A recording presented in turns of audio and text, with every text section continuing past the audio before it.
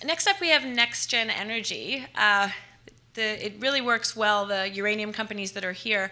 When Amir was up here, he was saying there's two kinds of uranium that work, and most of us in this room agree. It's high grade in the Athabasca, or it's in situ recovery in the United States.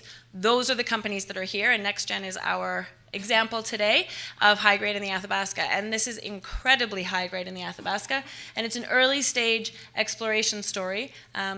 The important part of the early stage aspect of that is that there's still, in my view, a lot of opportunity here in terms of share price performance, because this is a discovery that doesn't even have a maiden resource yet. That resource is coming out very soon, but the grades that they're pulling out of the ground at NexGen's discovery, and the layout of that deposit to be, is sort of how it could be mined. I know that's looking a long way ahead, how it could be mined and how it would all work. The stars are lining up for this one. So without further ado, Lee, please come on up.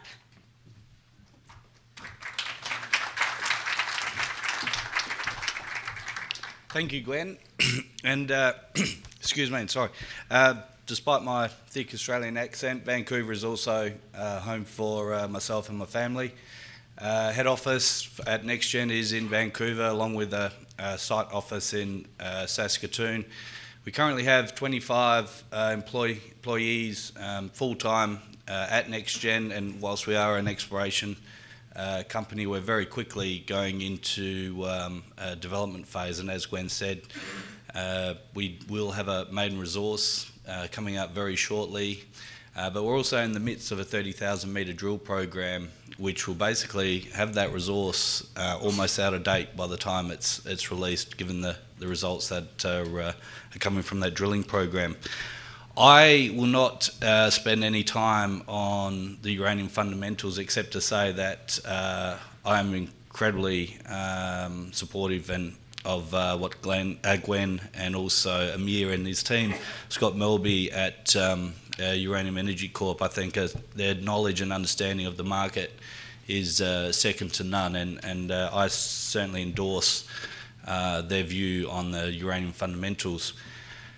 I will be talking about the asset which I think is extremely levered to take advantage of those uranium fundamentals, which I think are very, very prevalent and about to really show in 2016 through to 2030 a terrific opportunity for all investors, not only to make a lot of money but also to get within an industry which is going to solve a real problem, particularly in Asia, with respect to the carbon emissions, and improve the quality of life for a lot of people.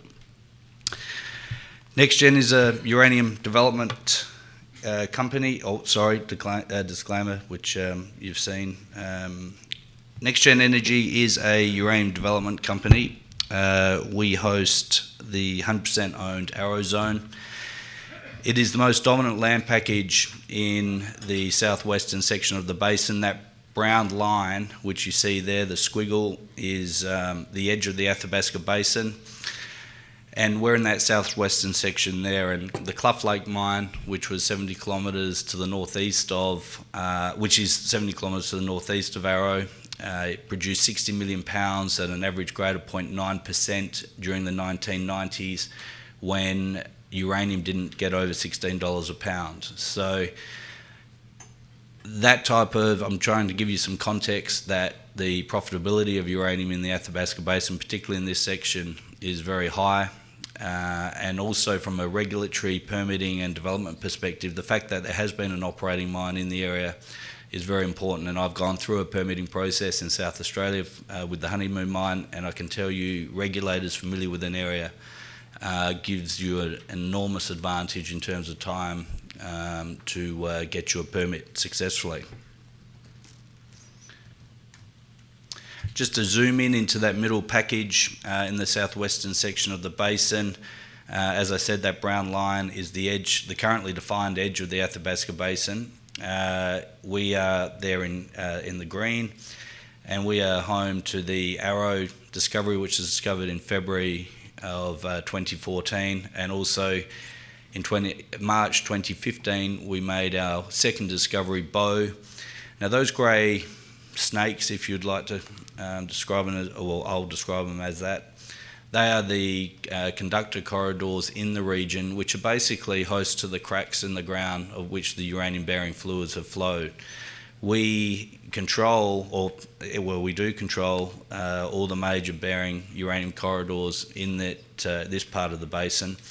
You'll see as you move a little bit further into the basin to the northeast of Bow, the Cameco Areva Pure Point Spitfire discovery. It's in its very early stages. That's 40 metres off our boundary. You then have Bow, Arrow, and Arrow's just on the edge of the Athabasca Basin there, and then as you move out, you've got the Patterson Lake South fission discovery, which was 105 million pounds at 1.5%.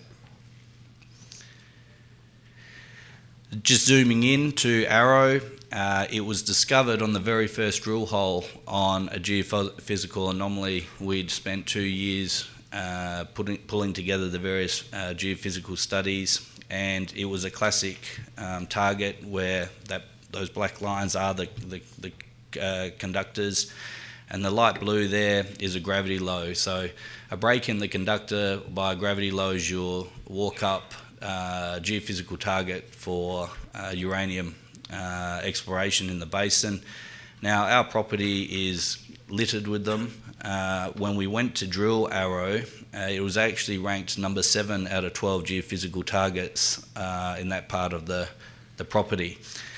But given the logistics of drilling in winter, we needed to be within 2 kilometres of the water, and so we decided to drill that one, and we hit with the very first hole. And since that first hole, 80 of 82 drill holes have intersected mineralisation, with the 2 that missed were holes 14 and 18 in the program, where it skimmed over the top of the vertical hosted mineralisation.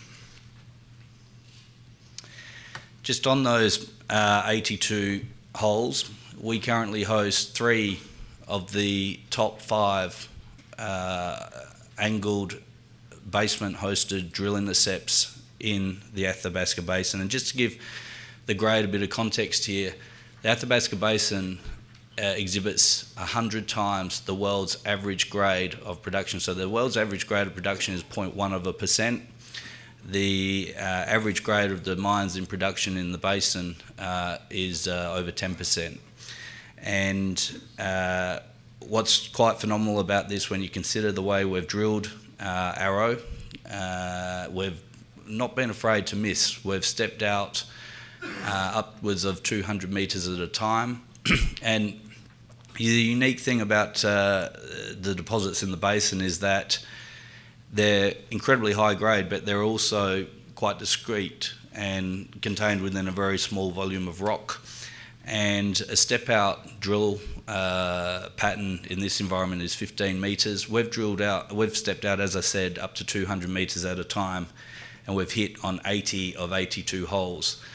We've basically systematically tested that area of mineralisation on 50-metre centres, and yet, as per that graph, we host 3 of the top 5 holes ever drilled in the basin. We haven't even really started to try and zap it. And when you consider that, and we're getting these type of results, we know it's a very, very significant system. That's the plan view of the mineralisation. It's hosted in currently we've got 4 shears running from the northeast to the southwest. It's slightly plunging to the southwest. The black dots are the drill hole locations. And you'll see they're predominantly situated in the northwest heading to the southeast. And that is because with a drilling methodology like that, we're actually getting 2 to 3 shears per drill hole. So it's highly, from an economic perspective, the number of holes we drill in terms of hitting mineralisation is incredible. That's like a long section of the mineralisation that has been developed from the Leapfrog resource modelling software. To give this deposit some context here, that's a picture of the CN tower. The strike length of the deposit at the moment in those 4 shears is 635 metres. It's about 235 metres wide. And the vertical extent, it starts from 100 metres from surface and is currently down to 920 metres. It's open in every direction. As I said, we've hit 80 of 82 holes. We've really tried to test the external extents of the mineralisation, yet have been unsuccessful in defining it. it is still wide open in every direction. And I might just go back one slide. I don't think we were that clever that we actually found the first shear to the northwest. We call it A1, of course, and then it's A2, A3 and A4. But that also shows that we've actually got some, to the width extent, that there could be an A0, an A-1 as you head to the northwest. That's the various directions of the mineralisation, just to give you a bit of a view, a side angle as well. And this is a diagrammatic of the various deposits in the basin. And this is very, very interesting because it really does emphasise the unique technical characteristics of Arrow. The yellow unit, as you can see, there's water at surface. Arrow is one of the unique, there's a lot of water in Saskatchewan, and Arrow is uniquely 100% land-based. It's fully contained within the crystalline basement. This is the competent rock, and the yellow sand unit is the Athabasca sandstone. That's what creates the technical challenges at the two super mines of McArthur River and Cigar Lake. They're incredibly high grade, but with Cigar Lake, it's like mining toothpaste, and they've basically got to freeze the ground on 5 metre centres 5 years in advance in order to extract that ore. And look, Cameco have done a tremendous job in terms of developing those two mines. Uniquely, Arrow is showing incredibly high grade, but it's 100% contained in the basement rock. We're not going to need any of that sophisticated freezing technology in order to extract the ore. And given the fact that it's 100% on land, we don't need to deal with surface water when it comes to permitting or extraction.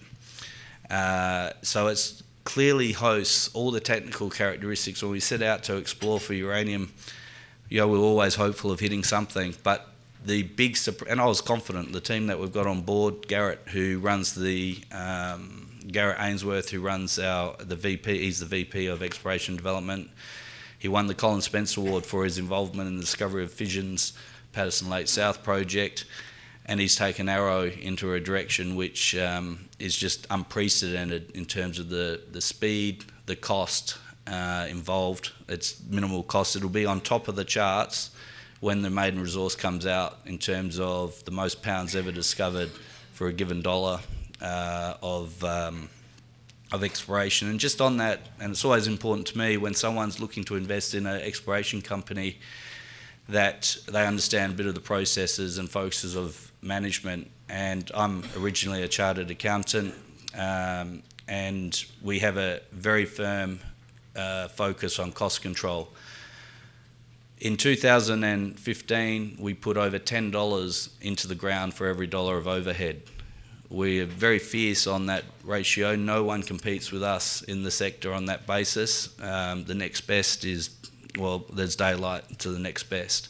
And as we develop this project and go along, you're not going to see any change in the philosophies that has helped get us where we are today. And that is just ingrained in everything we do at NexGen. So we're not just really judging ourselves on what are we discovering. We want to be top of the charts in terms of finding it in the most cost-efficient and time-efficient manner as well.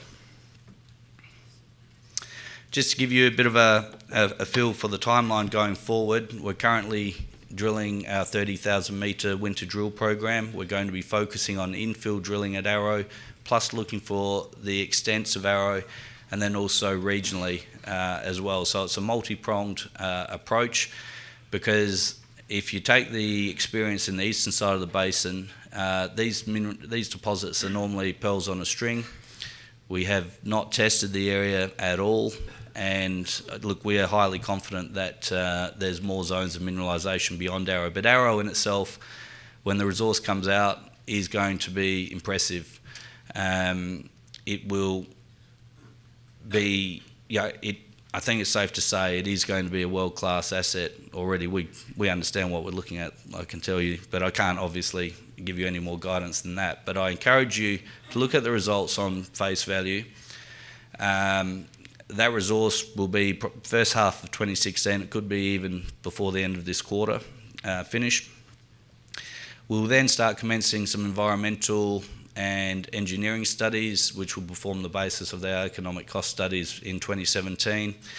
And that might seem premature to some people. Why would you do that before having a resource? But we already know the resource is very, very significant. It exhibits all the things you want to see technically, economically, and permitting-wise, and so we've made the decision to get a head start on that as well. And then 2017, we'll continue with drilling and also heading into those economic cost studies. So, look, I'd like to thank you for your attention today, and Gwen for inviting us to present. Thank you.